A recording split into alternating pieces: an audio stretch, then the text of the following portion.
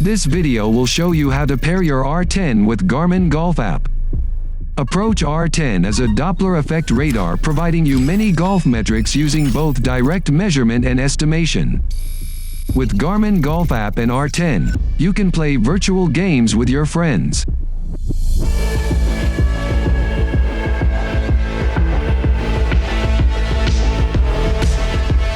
Press and hold the button at the back of the device until it shines solid blue.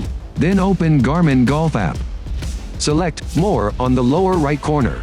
Select Garmin Devices. Select Add Device. If you can't find Approach R10 here, you can select Browse Other Device. Select Approach. Then find Approach R10 and select it.